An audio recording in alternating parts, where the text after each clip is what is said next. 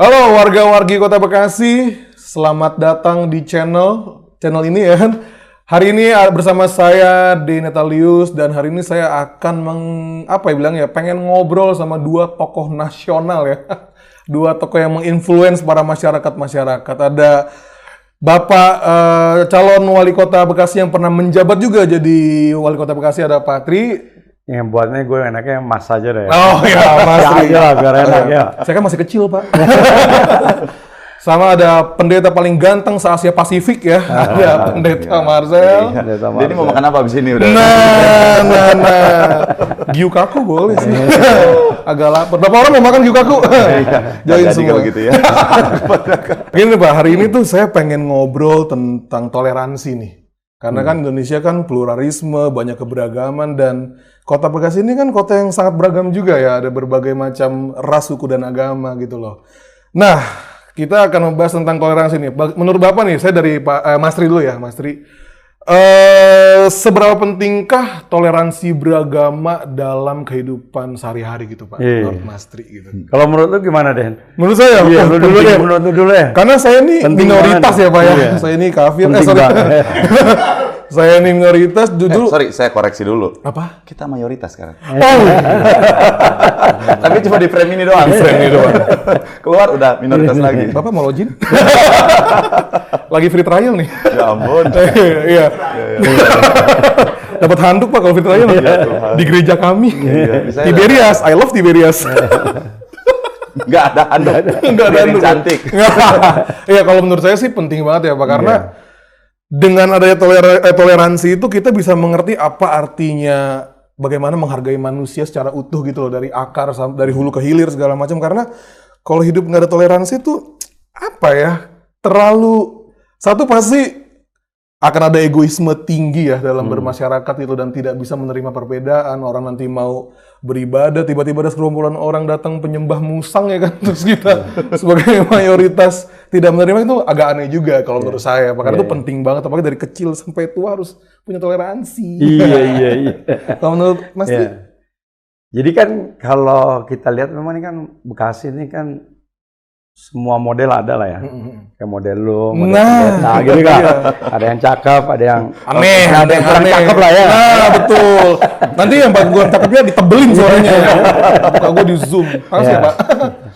Nah, terus kemudian kan nih kota yang terbuka gitu ya. Karena kita sudah terbiasa gitu ya. Jadi kalau menurut saya yang namanya suku ya, bangsa, terus bahasa, agama, kayaknya hari ini memang menjadi satu keniscayaan gitu ya.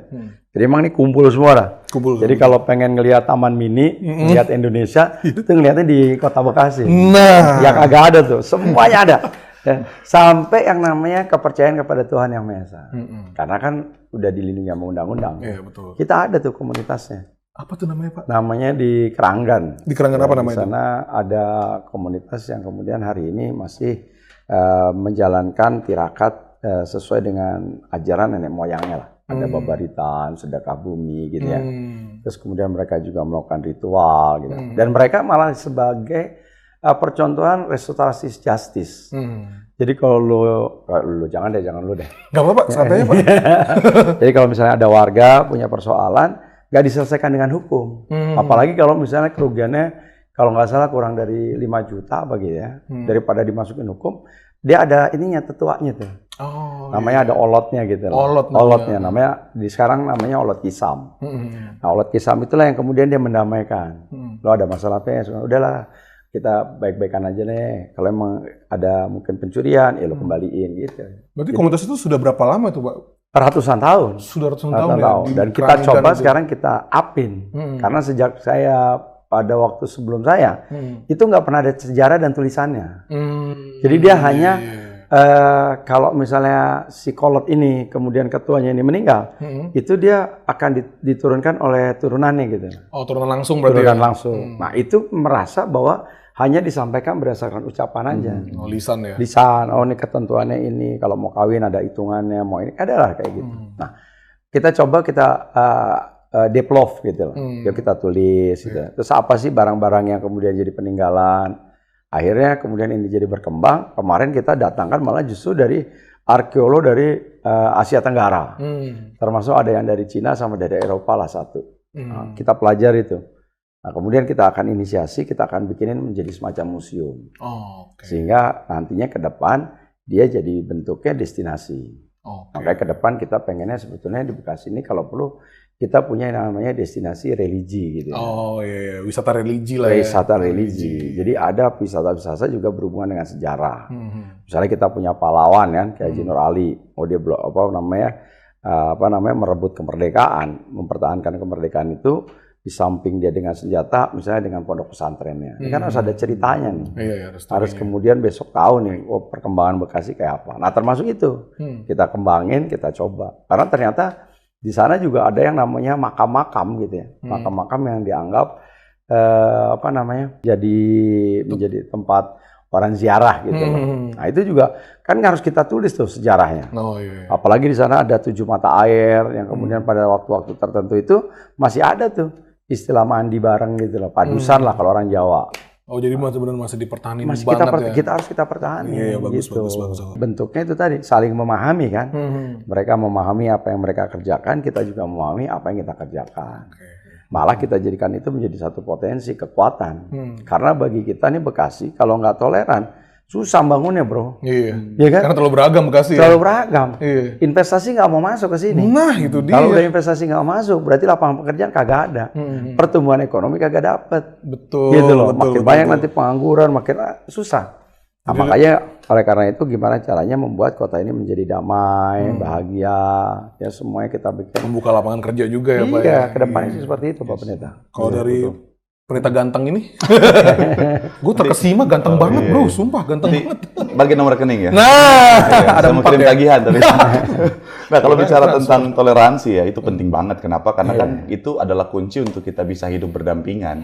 Karena kan apalagi kita di Indonesia, kita bukan hidup sendiri, kita hidup dengan berbagai macam orang, dengan latar belakang yang berbeda-beda. Kalau tidak ada toleransi, orang akhirnya sangat bisa berpotensi terjadinya kekacauan, perselisihan, dan seperti yang Pak Tri tadi bilang bahwa efeknya kalau daerah akhirnya tidak ada keamanan, tidak ada investasi, ekonominya hancur, kita juga yang menderita akhirnya. Jadi warga-warga juga kena impact ya. Iya, makanya kan founding father kita kan mendirikan bangsa ini dasarnya Bhinneka Tunggal Ika. Itu adalah dasar untuk bertoleransi dengan berbagai macam yang berbeda-beda, tetapi kita tetap satuan. Tapi Pak Bang Marta sendiri pernah sih ngerasain intoleransi intoleran gitu? Puji Tuhan ya, waktu saya kan lahiran besar di Manado. Saya lahiran besar di Manado, saya justru terbiasa dengan toleransi. Jadi memang Manado kan salah satu kota toleransi di Indonesia, walaupun ya kalah sama Bekasi. Bekasi paling keren. Penduduknya banyak. Multi etnis, Iya, karena Patri aja ya. Makanya tolong dong Pak, lain kali Pak main ke Manado juga Pak. Supaya kita naikin level 1 Pak gitu ya. Saya pernah belajar ke sana. Oh iya? Kita belajar toleransi pada waktu kita di ranking di luar 10 besar. Nah, itu kan. Jadi kita sebetulnya kita belajar, jadi banyak belajar. Ya. Kita belajar dulu dari Kota Manado. Bagaimana kita. Saya sempat kita di danau apa ya? Danau. Iya. Nah, itu kita sempat mandi juga di situ. Betul. Yang penting kalau Manado jangan kena cap tikus ya Pak, bahaya. Tahu aja ya. Jangan kena cap tikus. Tapi kita bisa melihat ya, artinya kan berhenti Jobagate. Iya. Artinya kan bahwa ya Bekasi harus berterima kasih sama Manado berarti. Nah, itu dia. Dan gak heran akhirnya kan bahwa Bekasi akhirnya sampai ada di peringkat 2 nasional. Itu luar biasa. Dan sampai di mana tadi? Gara-gara dipuji sih Manadonya.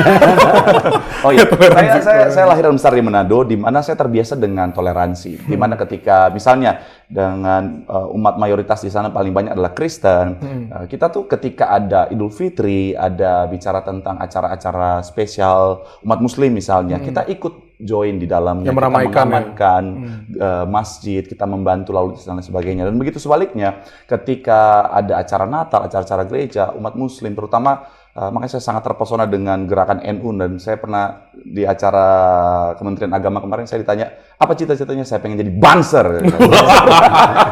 Karena saya melihat bahwa toleransinya luar biasa, dan itu yang saya juga rasakan ketika saya ada di Bekasi. Saya Bekasi adalah salah satu daerah di mana gereja kita Tiberias itu benar-benar diakomodir dengan baik oleh pemerintah. Terima kasih Pak. Dan bicara tentang ketika ada di sini kita bisa melihat bahwa itu tadi betapa indahnya akhirnya kebebasan untuk sama-sama kita menikmati toleransi yang begitu indah. Saking toleransinya, war takjil aja orang Kristen ikut war ya. Betul. Bahkan saya memimpin warga Bekasi waktu itu saya khotbah di Betos. Yang kemarin sempat viral itu saya khotbah lagi di Betos, saya khotbah, yuk fokus ibadah dulu, abis ini kita war serbu takjilnya. Sampai orang mau buka puasa, gue makan apa ya? Iya. Ini tempenya udah lodoh ya.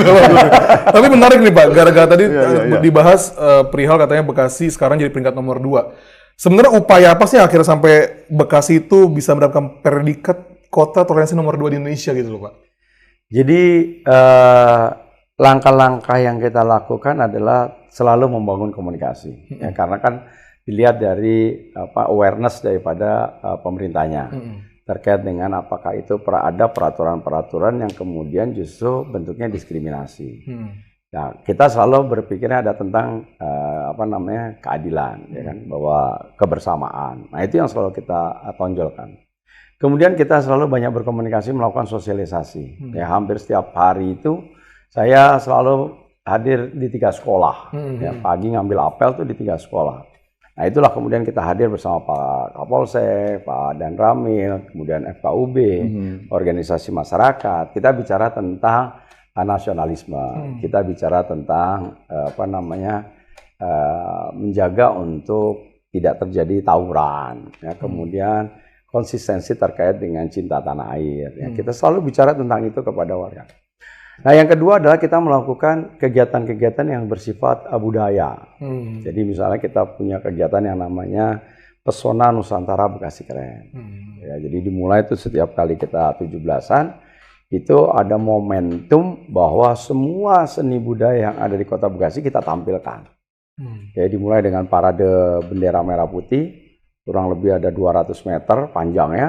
Nah, itu yang bawa itu adalah baik itu TNI, Polri, dan juga ketua-ketua RW. Nah, sehingga satu bentuk toleransi yang menurut saya bukan hanya sekedar kata, tetapi kita lakukan dengan secara alamiah, naluriah. Ya, sehingga bahwa yang namanya toleransi itu sudah menjadi kebutuhan. Gitu loh. Bahwa kita itu memang butuh gitu loh. Bukan lagi pilihan. Ya. Nah, kemudian muncul tuh kita tampilkan misalnya dari Aceh, oh dia punya tari saman. Kemudian dari Sumatera Utara kita punya tortor. Kemudian Nusa Barat dia punya tari piring. Ya, kemudian Lampung dengan gaya singernya gitu kan. Apalagi kalau Jawa banyak banget kan. Banyak banget tuh, betul. Mulai dari dari Ponorogo, Jawa Timur, ya, kemudian juga dari Jawa Tengah, semua kita tampilkan sampai ujungnya di Sajojonya di Papua. Termasuk Nias, ada yang lompat batu. Nah, ini supaya orang mengenal gitu loh. Bahwa ini ada satu keniscayaan bahwa ini memang hadir dan ada di Kota Bekasi. Walaupun letterluck-nya, bahwa kita tidak bisa meninggalkan yang namanya budaya lokal, budaya Bekasinya. Itu juga harus kita junjung tinggi. Makanya pertama kali itu kan waktu itu saya dengan istri kita ciptakan yang namanya Ronggeng Beken. Ronggeng Bekasi Keren. Nah, supaya apa? Supaya ada sesuatu yang menarik buat kaum milenial bahwa menari itu bukan hanya miliknya orang-orang yang udah berusia gitu. Ya, kita sampaikan itu. Ya, jadi kita sampaikan dan kemudian kita bikin kolosal. Yang pertama kita kolosal 1000, kemudian kita tampilkan terakhir itu kita 4000 penari. Makanya kita dapat rekor muri. Dan kemudian Ronggeng Beken menjadi kebudayaan sampai ke tingkat provinsi. Jadi dapat penghargaan dari Pak Gubernur, Pak Ridwan Kamil. Jadi artinya budaya ini yang harus kita menjadi kedepankan sehingga secara naluriah tadi mereka bisa menerima. Belum lagi kita di samping nari, ya, kemudian tampilan, ya kayak misalnya kalau ada hari kebaya, kita tampil tuh, ibu-ibu tampil dengan kebayanya di CFD, kita bikin catwalk. Nah, itu menarik gitu karena ternyata kan pemahaman saya awal bahwa kebaya itu ternyata miliknya orang Jawa, ternyata di luar daerah juga punya kebaya juga. Ya, Berarti Batak. upayanya tuh banyak banget dilakukan ya Pak ya? Banyak, termasuk kita punya lagu yang namanya nyanyian perdamaian. Ya, Islam cinta kedamaian, Kristen penuh kasih sayang, Konghucu sabar pengertian. Sambil gitar dulu ya Pak? Iya.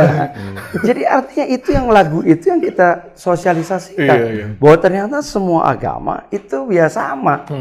Ya kan? Bahwa ada cinta kasih, bahwa kasih sayang, damai, penuh pemahaman. Itu kita sampaikan. Bahwa kita punya tujuan yang sama, ya tapi tentunya caranya berbeda-beda. Iya betul. Tapi cinta beda agama agak susah ya Pak ya? Cinta beda agama. Yang cintanya masih beda agama, putus aja lah. Cari yang seiman. Bekasi nggak bisa bantu soalnya. Tapi untuk Pak Pendeta sama Mas Ri ini sebenarnya ada tantangan tersendiri nggak sih untuk mengupayakan yang namanya toleransi dalam beragama gitu, untuk dari Pak Marcel dulu deh. Ya. Pak Marcel. Oke. Oke, kalau dari saya bersama dengan ada beberapa tokoh agama, saya ada Habib Jafar, ada Bante Dira, ada beberapa juga yang kami dibantu juga sama Kementerian Agama Republik Indonesia kemarin. Jadi memang kita ada usaha untuk sekali lagi terus membawa semangat toleransi untuk kembali. Tapi memang tantangannya apa? Tantangannya adalah yang saya temukan di lapangan ketika seseorang ilmu agamanya masih sangat rendah. Itu yang akhirnya bisa memunculkan paham yang salah dan akhirnya jadi agak intoleran. Nah, makanya tugas kita sebagai para pemuka agama itu tadi terus mengedukasi, terus memberikan pemahaman yang benar, ilmu agama yang benar, supaya ketika ilmu agama mereka benar, punya level yang cukup mumpuni, biasanya akan lebih toleran. Kenapa? Karena mereka mengerti bahwa semua adalah ciptaan Tuhan dan perbedaan adalah dari Tuhan. Berarti dari upaya yang dilakukan oleh Pak Pendeta ini menghadapi tantangan itu dari 1 sampai 100 sudah sampai tahap mana nih perjuangannya ini gitu loh? Kalau dibilang ya 1 sampai 100 ya mungkin dari perspektif saya ya tergantung daerahnya. Oh, tergantung daerahnya. Tergantung daerahnya. Kalau Bekasi udah 99,99%. Respect emang Bekasi. Bekasi tuh B-nya bagus. Iya, betul. Bekasi B-nya bagus. Makanya nama saya Karena gini, makanya yang perlu adalah selalu berinovasi. Karena memang toleransi ini nggak bisa berhenti. Ya, betul. Karena pengaruh yang ada itu semakin terus berkembang. Apalagi dalam masa deskripsi kayak sekarang kan, informasi begitu cepat. Ya, jadi mungkin bukan hanya berasal dari internal, tetapi juga dari pengaruh dari luar ini yang kemudian juga mencoba untuk kemudian membuat situasi menyebabkan tidak toleransi gitu. Tidak kondusif lah ya. Nah, kondusif. Nah, oleh karena itu memang ini sesuatu yang tidak pernah bisa berhenti dan kita sebagai pelaku di dalamnya juga nggak bisa melakukan sesuatu yang biasa-biasa aja. Jadi nggak boleh tuh misalnya copy paste. Gue kan udah melakukan ini. Nah, ini kan baru pada level ini. Harus memang dinaikkan lagi levelnya.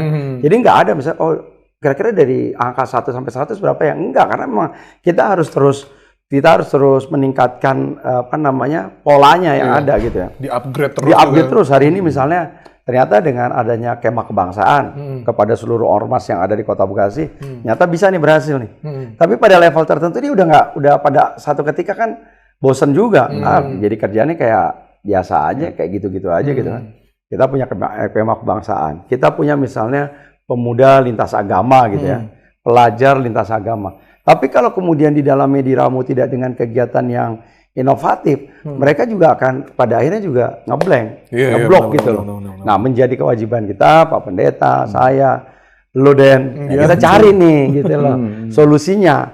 Karena memang harus dimulai, polanya itu tidak bisa pada tataran sudah di atas, tapi pada tataran pada dunia pendidikan, gitu loh. Nah, dunia pendidikan, dunia literasinya nih yang harus kita upayakan ditingkatkan lagi untuk toleransi. Iya. Oh, berarti pendidikan karakter yang hari ini mungkin itu kan menjadi salah satu juga pemicu misalnya. Ya lu dulu kan masih ada P4 gitu ya, masih ada BP7, masih ada gitu lah. Hari ini kan sudah enggak.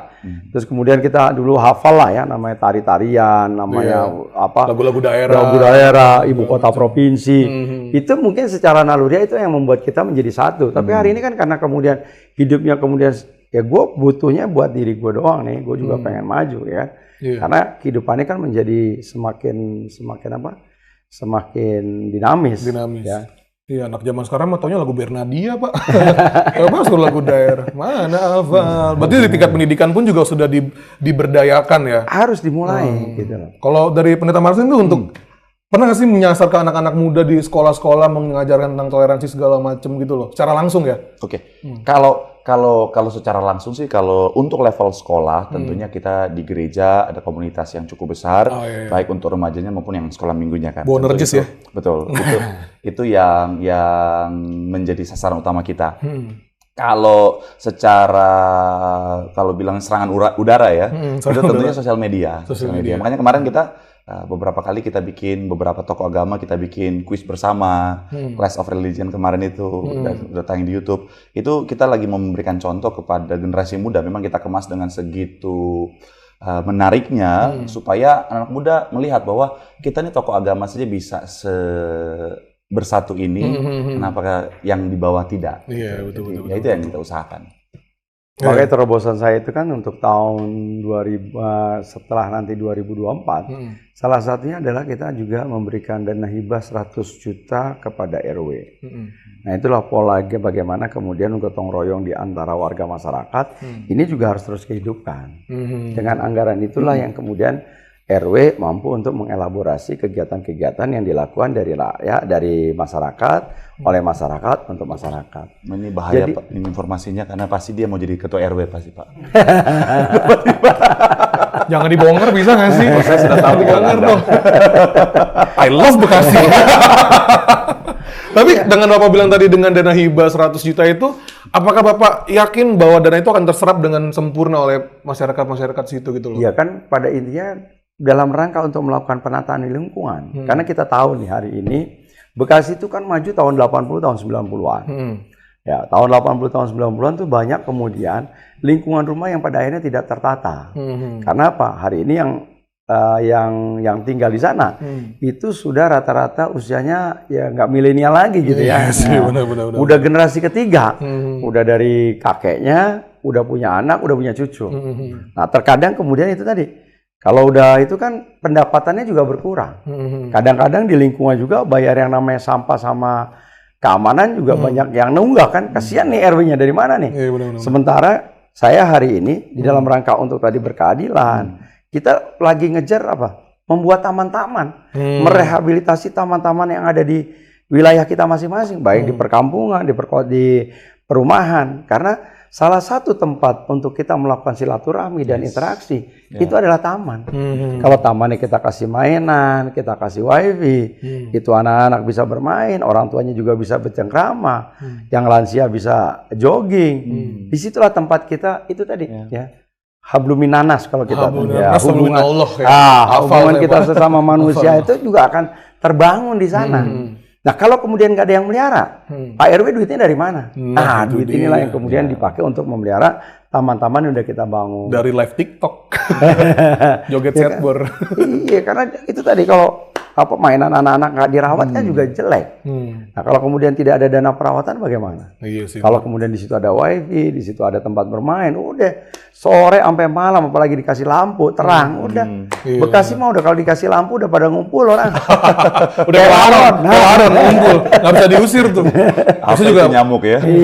Tapi untuk yang lebih mendalam lagi sebenarnya motivasi paling dalam, paling utama dari Bapak, dari Mas Ri sama Pendeta Marcel tuh apa sih tentang toleransi ini nih?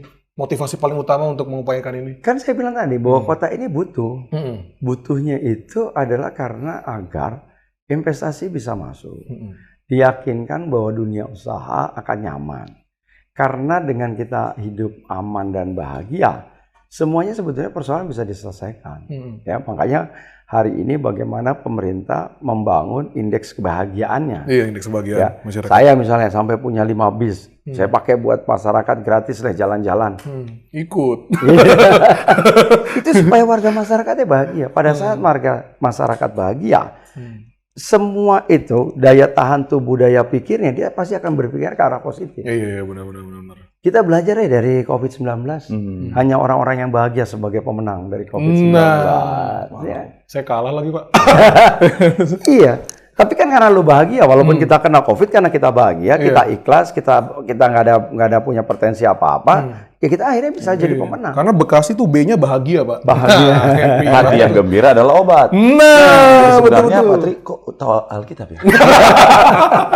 Pelan-pelan aja, Pak. Nggak apa-apa. Santai. Iya. Kalau dari Pendeta Marcel gimana? Motif apa yang mendalamnya tuh apa sih sebenarnya? Yang paling utama adalah kesadaran bahwa ini Kita nggak bermaksud buat kristenisasi atau apa ya Iya, maksudnya. bukan. Kita pengen bikin Kristen aja. Nggak lah. Apapun agamanya kita semua bersama. Nah, apa sih motivasinya? Motivasi kita tentunya adalah di awal dari kesadaran bahwa ini adalah rumah kita bersama. Rumah kita bersama dengan adanya toleransi akan menjadikan tempat kita, rumah kita, bangsa kita sebagai tempat yang nyaman untuk sama-sama kita tinggali. Karena kalau nggak nyaman, mau sebaik apapun artinya diri kita, tetapi tetap akhirnya akan menyiksa diri kita sendiri. Kenapa? Karena kita hidup bersama dengan orang lain. Jadi pastikan kita jaga toleransi supaya bangsa kita, kota kita menjadi tempat yang nyaman untuk ditinggali, anak cucu kita juga bahagia. Akhirnya apa? Berkah, dan berkah. Bekasi itu B-nya berkah. Nah, banyak banget B-nya. E-nya dah. E-nya dah. Tapi jujur ya, maksudnya saya tinggal di Bekasi juga kan. Saya ngerasa emang daerah rumah saya itu tuh benar-benar tingkat toleransi itu tinggi banget itu loh. Orang mau, misalnya saya ini Kristen, papa saya kan Konghucu kan. Tapi kita mau ibadah di rumah pun benar-benar dipersilakan banget itu loh. Kayak nggak perlu izin pun juga nggak masalah gitu. Jadi benar-benar saya ngerasa emang Bekasi ini secara tingkat toleransi udah mulai tinggi banget ya dibandingkan kota-kota lain. Ya gitu. karena kita kan mengenal ada yang namanya etika secara sosial, etika yang ada secara secara warga negara. Nah itu yang saya kira dijunjung tinggi gitu loh. Toh dia tidak mengganggu. Toh dia tidak menjadi sulit karena ada kegiatan tersebut. Nah itu yang kita terus dorong. Ya, terutama di aparatur pemerintah itu yang terus kita gelorakan seperti itu. Ya makanya setiap kali upacara bendera pada saat hari Senin itu kita juga sampai kita lakukan juga dengan di samping menyanyikan Indonesia Raya, tetapi juga menyanyikan tentang lagu-lagu perjuangan. Karena bagaimanapun juga kita harus ingat bahwa kita ini semuanya adalah penikmat kemerdekaan. Iya betul. Emang lu pernah megang senjata? Iya betul. Nggak pernah, apalagi pendeta Marcel ya. Senjata ini kan firman Tuhan. Ini udah dibawa banget. Nah, pada saat kita berjuang pada saat itu harus disadari bagaimana bahwa untuk merebut kemerdekaan tidak dilakukan oleh orang per orang, tidak dilakukan oleh kelompok per kelompok. Tapi pada saat kemudian disadari, pada saat kita mulai memiliki kesadaran tadi bahwa kita harus bersatu dengan munculnya Budi Utomo, ada Yong Java, Yong Sumatera, Yong Ambon, Yong apa gitu kan, Yong semua tuh bersatu, akhirnya muncul tuh bahwa kita bisa merebut kemerdekaan. Nah hari ini juga seperti itu. Kalau kita tidak bisa bersatu, kita nggak akan bisa membangun negara ini, nggak bisa membangun kota ini. Sementara kota ini nggak punya apa-apa nih. Nggak tahu Manado punya sumber alam nggak? Punya, dia ada laut. Kita nggak punya apa-apa nih. Kalau Bekasi nggak damai, ya orang investasi nggak mau masuk. Tapi begitu dia damai, ya hari ini ya itu tadi kita sangat terbuka. Ya coba LRT bisa ada, kereta cepat bisa berlangsung. Besok kita punya MRT. Udah benar-benar terbuka. Sekarang tinggal semuanya vertikal, apartemen semua. Kita emang tahu dari mana mereka berada. Jadi berasal ke Bekasi lagi. Kapan pindah Bekasi lagi? Sebentar saya urus dulu ya. Untuk Mas Tri sama Pendeta Marcel nih, peran sosial media kan sekarang lagi gila-gilanya kan. Di 2024 bahkan sampai seterusnya bahkan makin menggila. Seberapa besar peran sosial media untuk menegakkan, mengupayakan namanya toleransi dalam beragama? Kalau menurut Mas Tri itu gimana nih? Ya, ini memang menjadi persoalan kita tersendiri karena kita hampir tidak pernah tahu kemudian siapa yang kemudian bermain di media sosial. Iya, betul. Makanya kita selalu ingatkan kepada umat, ya terutama saya umat Islam, bahwa carilah guru itu memang tidak berdasarkan ikut kepada media sosial. Jadi kita harus tahu benar gitu. Kiainya siapa, ustadznya siapa, latar belakangnya siapa, sehingga kita tahu apa yang kemudian diajarkan kepada kita, gitu kan. Karena kalau kita mengadunya kepada Mbah Google, itu sama aja menyelesaikan masalah tapi membuat masalah baru. Gitu. Ya, betul. Ya, karena kita nggak pernah tahu nih latar belakangnya mazhabnya apa gitu. Karena kita ini juga ada mazhab-mazhab yang kemudian memang berbeda-beda. Ya, dan kita yakini bahwa ini yang selalu kita sampaikan, bahwa Islam adalah rahmatan lil alamin, bahwa Islam itu jadi memang untuk semua umat, gitu kan. Ada nilai-nilai kebaikan yang kemudian harus kita lakukan.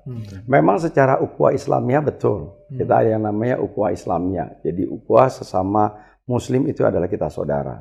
Tetapi kita juga ada yang mengenal ukhuwah basariyah, ya bahwa secara secara sesama manusia kita juga harus saling menghargai. Karena persoalan di surga nanti kita tidak akan pernah masuk kalau kemudian kita tidak selesaikan persoalan-persoalan sesama manusia, bukan sesama muslim, tetapi sesama manusia. Ada yang kemudian disebut sebagai ukhuwah watoniyah. Ukhuwah kita adalah bahwa kita sebagai bangsa adalah sama. Kita adalah saudara sesama bangsa. Jadi wajar kalau kemudian ada anak bangsa kita yang kemudian hari ini merasa terluka, ada yang kemudian terzolimi, menjadi kewajiban kita untuk kemudian membantu sesama anak bangsa. Wow, tepuk tangan. Luar biasa. Kalau dari Pendeta Marcel? Yes. Nah, tentunya kalau bicara tentang sosial media tadi ya, yang kita lakukan karena memang perannya sangat penting, apalagi Indonesia salah satu dengan negara dengan screen time tertinggi sekarang di dunia. Nomor satu, dan netizen kita terkenal ya di seluruh dunia. Galak ya. Jadi memang nggak bisa dipungkiri sosial media punya peran penting dalam membentuk pola pikir di masyarakat. Makanya betul saya sangat setuju dengan apa yang tadi Mas Tri bilang bahwa betapa pentingnya untuk kita memfilter guru kita, tempat di mana kita belajar. Karena zaman sekarang kan bukan cuma di dalam semua agama ada oknum-oknum yang nggak pernah belajar agama, tiba-tiba muncul dengan menggelari dirinya as a pastor, pendeta, atau siapapun gitu ya, ustadz dan lain sebagainya. Tiba-tiba jadi muka agama aja gitu kan. Betul, guru agama dan pengajarannya menyesatkan. Nah, makanya itulah penting untuk selalu mengedukasi apa yang sudah dilakukan sangat bagus untuk mengedukasi supaya kita harus melihat latar belakangnya, kemudian pemahamannya apa supaya kita bisa belajar dengan benar, pemahamannya jadi benar, akhirnya itu tadi ilmu agama kita jadi lebih baik. Hasilnya juga pasti akan baik. Tapi bisa semat pribadinya Pendeta Marcel nih udah ngelakuin apa aja nih buat naikin toleransi nih? Itu tadi kalau bisa dilihat ya, bisa di-follow ya. Kita report rame-rame. Tapi pasti punya Instagram kan ya? Oh, Instagram. Oh, jangan dong. Followernya banyak. Munculin. Pop gitu ya, editor bikin pop gitu nanti. Udah muncul.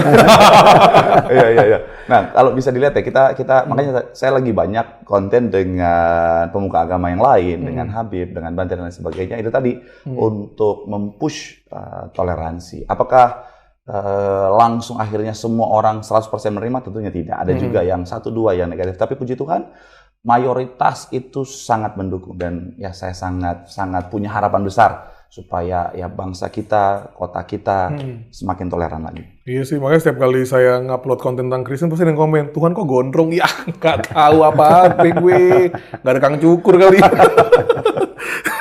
Ya, tapi kalau dari Patri sendiri, upaya dari sosial media apa aja nih yang sekarang masih berjalan nih? Ya, kita terus melakukan memantau kondisi yang ada, dan kemudian sekarang justru kita lakukan hal yang sama. Jadi kita meminta para kiai, para ustadz kita juga juga ikut melakukan dakwah melalui media sosial, supaya mereka juga tidak ketinggalan dengan kondisi yang ada. Sehingga dengan cara live itu juga akan membuat jumlah followersnya juga bertambah, jumlah exposure-nya bertambah, tetapi tentu itu tadi ya, bahwa ilmu yang diberikan juga itu jelas-jelas memang ilmu yang kemudian diperlukan buat umat. Gitu.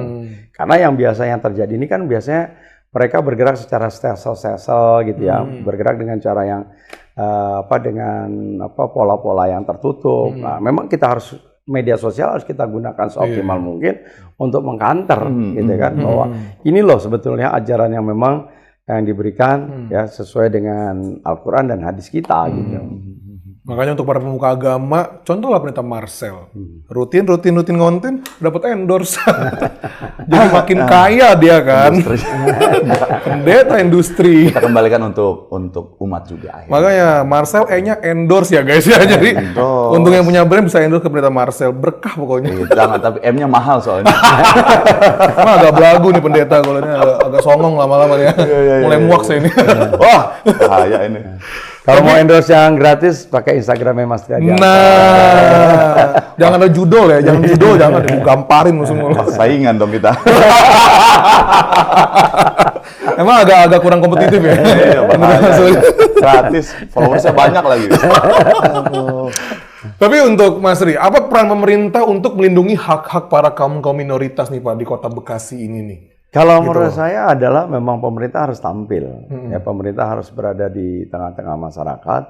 Ya harus memang dimulai tadi literasi edukasi yang terus dilakukan saya terus-menerus, pembinaan, kemudian komunikasi di antara para pemuka agama, termasuk di dalamnya bagaimana kita menggelorakan mereka membuat satu kegiatan-kegiatan yang kemudian mampu menjawab bahwa sebetulnya hari ini sudah tidak ada lagi. Jadi kalau saya kira hari ini kita bicara toleransi, ya memang yang saya bilang tadi harus dilakukan secara naluriah dan kemudian menjadi satu kebutuhan buat warga masyarakat. Ya, pemerintah terus hadir, ya kemudian memberikan contoh keteladanan dan kemudian yang paling penting adalah memberikan rasa keadilan. Nah, pada saat pemerintah punya kebijakan, semua penjaga rumah ibadah mendapatkan tunjangan dari pemerintah. Sudah tidak ada lagi. Mau dia masjid, mau dia pura, mau dia konten, itu semua juga mendapatkan hal yang sama. Berarti itu beberapa upaya-upaya untuk menjaga hak minoritas ya Pak ya? Iya. Dan pada saat memberikan proses perizinan ya kita lakukan ya seoptimal mungkin.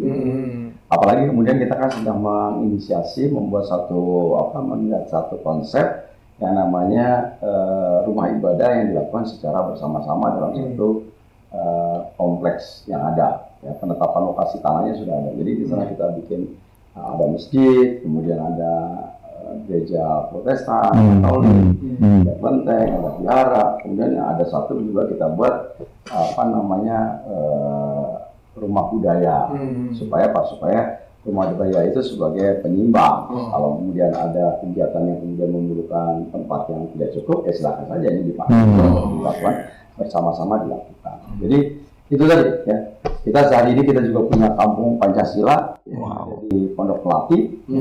Jadi akulturasi itu sudah menjadi kehidupan biasa aja. Jadi umat Kristen gitu dia pakai kopiah, itu juga belum tentu dia pakai sarung di sana, belum tentu juga agamanya Islam. Iya betul. Kemudian di sana malah kalau akulturasi tadi ya kawin beda agama masih juga terjadi gitu. Dan itu ya karena di dalam kehidupan dan menjadi sehari-hari dan turunan puluhan tahun nggak pernah ada persoalan. Jadi pengen nikah beda agama deh.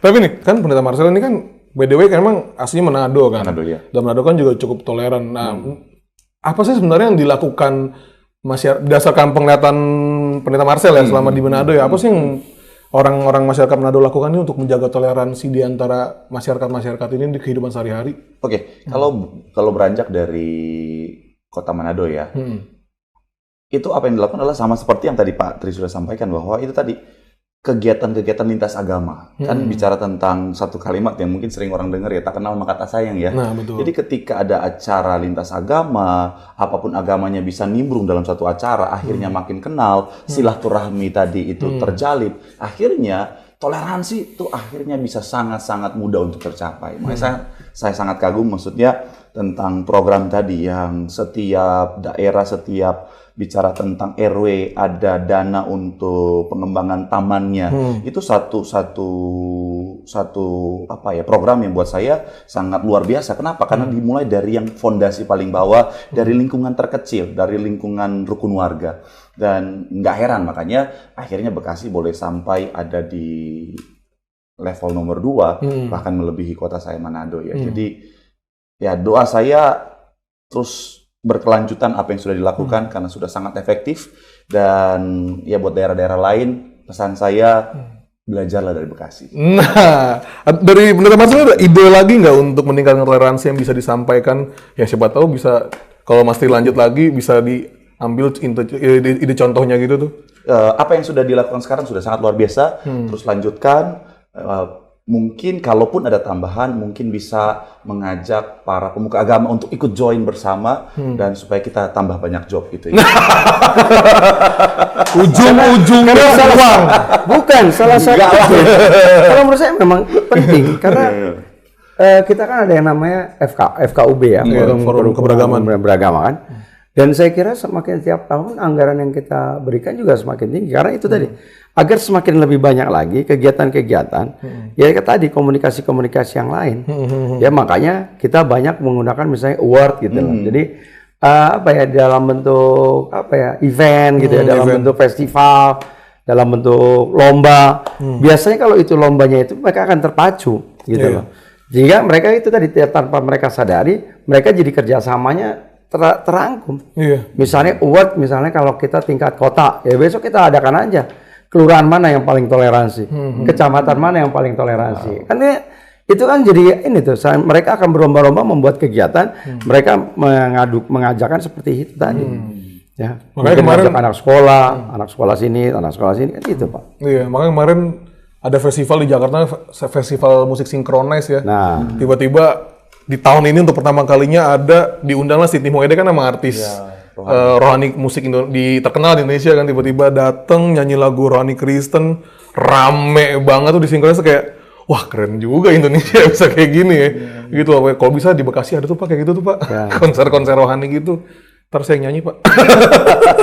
Karena kita artinya juga tidak memberikan perbedaan. Misalnya kita di Muslim kita punya adalah event tahunannya Bekasi Mengaji yang menggunakan Stadion Patriot. Nah pada saat Natalan ya dipakai juga umat Kristen, Natal bersama. Dan itu adanya di zaman saya. Bikin lagi dong. Oke, Natal Tiberias nanti Bekasi. Nah, stadion itu kan lumayan bisa menampung hampir 35.000 orang. 35.000 jamaah. Lumayan tuh persembahannya. Ya kan? Kotak Anda uang terus. Jujur saya lagi BU ya. Iya. Makanya saya hadir di sini. Banyak utang ya. Nah, jangan dong amit-amit. Ini Pak, saya nanya Pak, ada pertanyaan untuk dari Pak lagi sih untuk Mas Tri. Seandainya Bapak lanjut lagi nih Pak, kira-kira Bapak pengen bikin undang-undang baru nggak untuk toleransi di Bekasi ini nih Pak, meningkatkan? Sekiranya kalau ada di pikiran Bapak. Gitu. Kalau saya justru karena saya tidak hari ini kan tidak ada satu kebutuhan yang kemudian terkait dengan toleransi kan. Belum ada urgensinya. Ya, urgensinya. Yang ada urgensinya adalah itu tadi. Saya coba lebih lagi mengembangkan terkait dengan langkah-langkah yang lebih konkret yang bisa dirasakan oleh umat. Ya, terkait dengan bagaimana ini bisa dinikmati secara langsung. Hari ini misalnya terkait dengan sekolah. Sekolah negeri itu hari ini tidak ada yang namanya guru agama non-muslim lah. Pada waktu itu waktu zaman saya di SD dan SMP dulu, itu guru itu ada. Gitu loh. Sehingga kalau kita lagi sholat Jumat, kemudian yang non-muslim, mereka disiapkan guru sesuai dengan agamanya masing-masing. Nah, ini sama juga kayak di pemerintah Kota Bekasi gitu kan. Kalau pada saat kita lagi sholat Jumat, ya di gedung pertemuan kita ada kebaktian yang dilakukan oleh umat Kristen misalnya. Nah, ini saya kira menjadi kebutuhan. Karena apa? Bagaimanapun juga kan mereka harus mendapatkan nilai nih. Karena di dalam rapot kita masih ada yang namanya nilai agama. Sehingga mereka kemudian hari ini mendapatkan nilai agamanya dari tempat mereka beribadah, apakah di pendeta, ya, baik pendeta Buddha maupun pendeta Hindu atau Kristen lah ya. Nah ini kan tidak optimal, karena kan dia nggak ngasih ujian, dia hanya masih memberikan khotbah kan, pemahamannya. Nah ini yang saya kira sampai sejauh kemudian anak itu kemudian mampu menerapkan apa yang kemudian disampaikan di dalam khotbah, tidak ada indikatornya, sehingga akhirnya yang muncul seakan-akan nilainya jadi fiktif kan. Ya udahlah, ada nilai kasihan, ya udah dia rajin, ada nilainya itu aja kan. Nah, dari sisi karakternya tidak akan terbentuk gitu. Nah, padahal pemahaman agama hari ini bukan hanya pembelajaran, tapi bagaimana juga proses pendidikannya yang kemudian implikasinya berubah terkait dengan sikap perilakunya dalam kehidupan dia sehari-hari. Jadi saya kira, nah ini kemenangan ini adanya di Kementerian Agama, bukan di pemerintah daerah. Makanya yuk kita bareng-bareng kita yakinkan kepada Kementerian Agama untuk kemudian memfasilitasi itu. Atau mungkin ada sesuatu aturan yang kemudian memungkinkan pemerintah daerah itu tadi melakukan MOU, boleh tidak terhadap tadi terhadap organisasi-organisasi keagamaan yang di luar Muslim untuk kemudian kita minta bantu mereka untuk memberikan itu tadi pengajaran di sekolah-sekolah kita. Nah sekarang ini saya pengen nanya tentang berita-berita hoax, konflik gitu ya Pak. Maksudnya dari pihak Pemda sendiri tuh sudah seberapa besar sih Pak upayanya untuk mengurangi bahkan menghilangkan berita-berita hoax yang menyangkut tentang toleransi nih Pak, segala macam gitu loh. Ya, yang saya kira yang ada hari ini adalah bagaimana kita mengoptimalkan komunikasi secara intens di antara pemuka agama yang ada. Sehingga akan dropping tuh berita-berita hoax yang ada. Karena yang muncul adalah tampilan-tampilan bahwa di antara kita sudah tidak ada masalah. Karena berita hoax prinsipnya itu adalah satu berita hoax harus ada 10 berita tentang kebaikan. Ya, jadi kalau menguburkan itu. Jadi kalau ada berita hoax, si Adina, ya udah kita munculkan 10 berita bahwa hal itu nggak ada di Kota Bekasi. Ditampilkan apa? Dengan kegiatan-kegiatan tadi. Oh ternyata hari ini pemuka agama kita kok intens kok. Misalnya 2 hari sekali, 3 hari sekali mereka ngadain coffee morning gitu kan. Itu kan bisa menepis berita-berita yang nggak benar, gitu loh. Berita-berita miring bahwa ada sesuatu persoalan yang terjadi di Kota Bekasi gitu. Nah kalau untuk Pendeta Marcel nih sebenarnya menurut Pak Pendeta nih, selain untuk memecah belah ya, sebenarnya apa sih kadang tuh berita hoax itu tuh sama si troublemaker ini menyebarkan berita hoax menurut Pendeta Marcel nih, selain memecah belah bangsa tuh apa sih sebenarnya tujuan mereka selain itu? Oke, kalau saya coba mempersempit ya dari perspektif algoritmanya aja mungkin. Ada akun-akun kadang-kadang mereka sengaja memposting satu hal yang menarik untuk untuk supaya di komen, di like dan lain sebagainya. Itu untuk keuntungan akunnya sehingga itu tadi ada ujung-ujungnya uang. Nah, akhirnya salah satu berita yang cukup efektif adalah itu tadi ketika sesuatu yang intoleran. Tapi Pendeta Marcel sendiri isi komen Instagramnya sering nggak sih orang-orang yang nyebelin gitu tuh, yang menyerang? Iya pas ada ya, tapi ya persentasenya sangat sedikit, paling ya di bawah 10% lah. Pada tanggepin nggak? Ada yang tanggepin, ada yang belum sempat. Iya. Lanjut lagi. Berarti menurut Mas Tri ini upaya ini udah cukup maksimal lah ya untuk meredam berita-berita hoax ini ya Pak ya. Yang perlu hari ini adalah terus kita melakukan itu, berkreativitas, terus memantau dan kemudian mencarikan solusi ya dari setiap persoalan yang ada. Karena gini, ini kan persoalan juga mungkin karena pendidikan yang rendah. Kemudian juga mungkin faktor sosial, ya sehingga kemudian faktor ekonomi. Berarti akar masalahnya ini juga harus kita carikan. Ya, sama dengan hari ini misalnya terkait dengan tawuran, betul. Kemudian begal. Ini kan ada persoalan yang tidak hanya sekedar tadi memecah belah dan sebagainya, tapi juga mungkin ada persoalan-persoalan terkait dengan diskriminasi, keadilan dan sebagainya. Nah ini persoalan ini juga harus kita carikan solusi-solusinya untuk kemudian mereka menemukan solusinya. Kalau akar masalah juga tidak kita selesaikan, ini hanya akan seperti gunung es saja. Muncul lagi, hilang, tapi kemudian akarnya ini makin besar. Ya, makanya kita mulai dari tadi ya, bagaimana ormas-ormas yang ada di Kota Bekasi ini pun juga kita berdayakan. Ya, kita kemudian kita berikan peran mereka ya, pada saat itu tadi ya, pada saat ada kegiatan keagamaan di salah satu agama yang lain, justru organisasi-organisasi ini ikut mendukung, ikut menghadiri gitu ya. Ya jadi hampir setiap kali ada yang namanya kegiatan misalnya di pura, ya saya sekali-sekali juga hadir. Ya, walaupun tidak setiap kegiatan diadain, tapi kita hadir bahwa pemerintah kemudian hadir di sana memberikan rasa nyaman kepada umat. Pada saat misalnya Natal gitu, ya saya juga hadir. Saya melakukan komunikasi tidak saja kepada pemuka agamanya, pastor, ya, kemudian pendeta, tetapi kepada jamaahnya dan memastikan bahwa mereka mendapatkan pelayanan yang baik. Ya.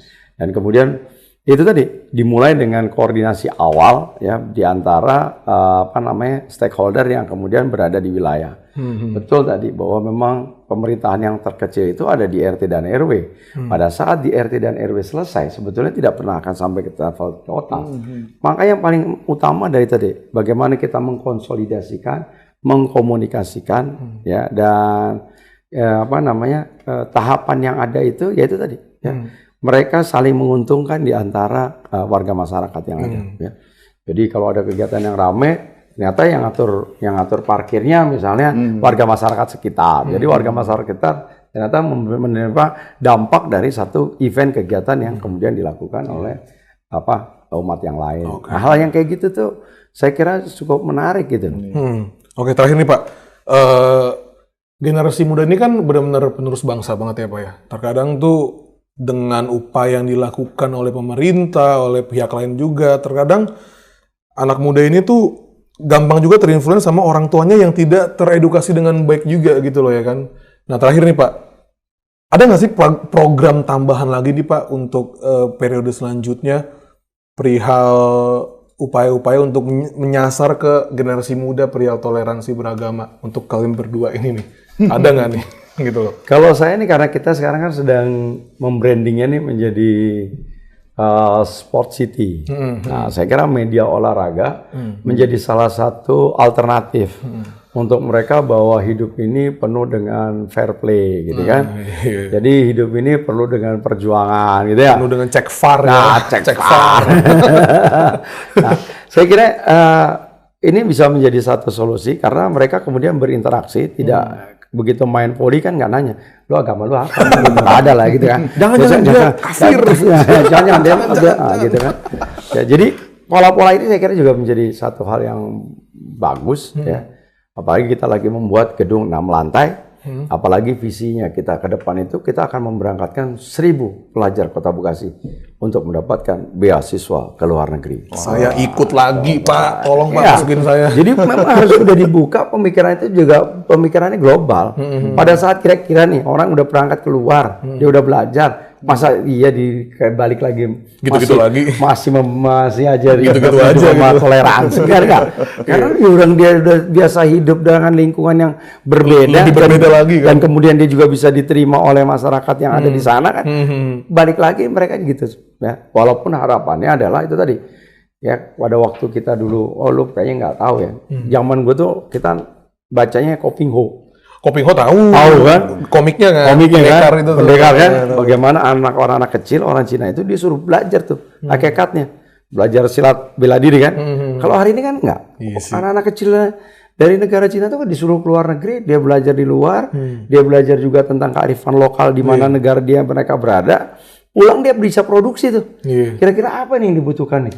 Di orang Amerika butuhnya ini, orang Australia butuhnya gini. Orang Indonesia digini, ya kan? Termasuk mungkin orang Arab. Gua tuh kalau ke Madinah sama Mekah, itu rasanya cuma ontak sama korma aja yang bukan dari Cina. Nggak ada tuh made in Cina. Ya, semuanya udah made in Cina. Karena mereka belajar tentang kearifan lokal.